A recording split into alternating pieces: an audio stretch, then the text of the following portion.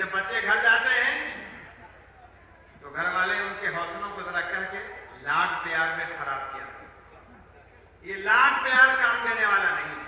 جو چیز یہاں پلائی جا رہی ہے وہ کام دینے والی ہے.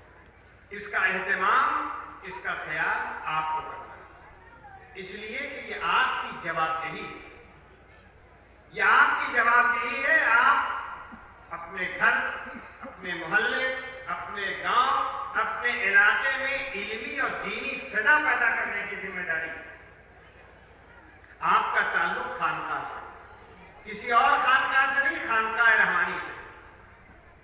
اور خانقاہ رحمانی کا پیغام صرف نذرانہ وصولنا، ہاتھ چمانا اور روانہ کر دینا نہیں ہے.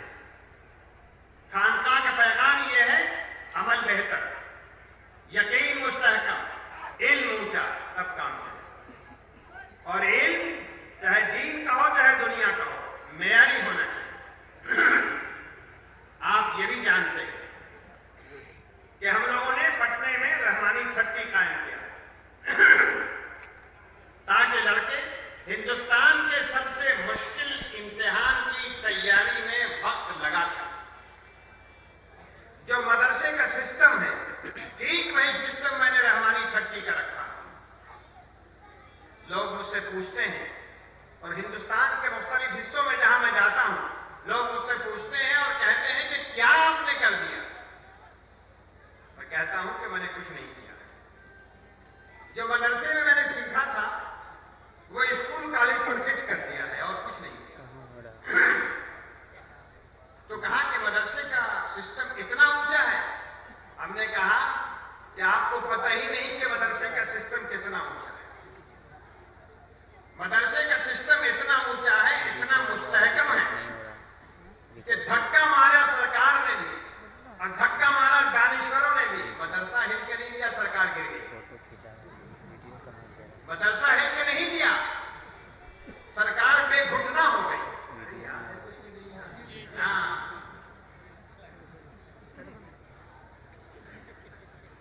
یہ ہوتا مدرسے کے جماؤ اور مدرسے کے ساتھ جمنے والے ہل نہیں سکتے. اس کو یقین رکھیے، اپنے اندر پورا یقین رکھیے. لوگوں نے بہت کوشش کی، مدرسے کے اوپر تبصرے کیے، شبہے کی نگاہ سے دیکھنا چاہا، اعتراضات کیے، الزامات لگائے. اس وقت اسی خانقاہ نے اس کا جواب دیا اور پوری مضبوطی کے ساتھ. جو اعتراض کرنے والے تھے وہ بستر پہ پڑے ہوئے، بستر پہ پڑے ہوئے. جو دھکا مارنے والا تھا وہ آپ کے سامنے دندنا رہا ہے، اور آپ کے سامنے نہیں، پورے ہندوستان میں دندنا رہا.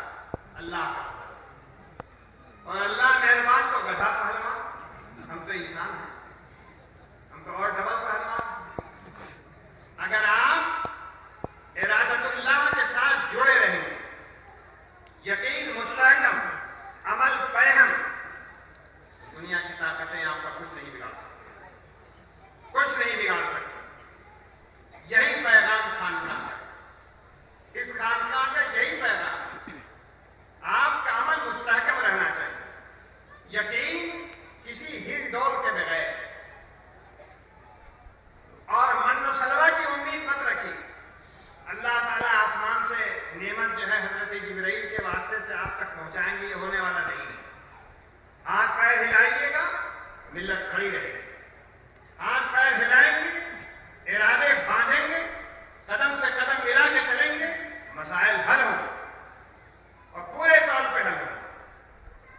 ٹھیک ہے، راستے کی جو ٹھوکریں یہاں وہاں لگتی رہتی ہیں وہ تو اس لیے لگتی ہیں کہ چلنے والا سو نہ جائے، چلنے والا کہیں سو نہ جائے.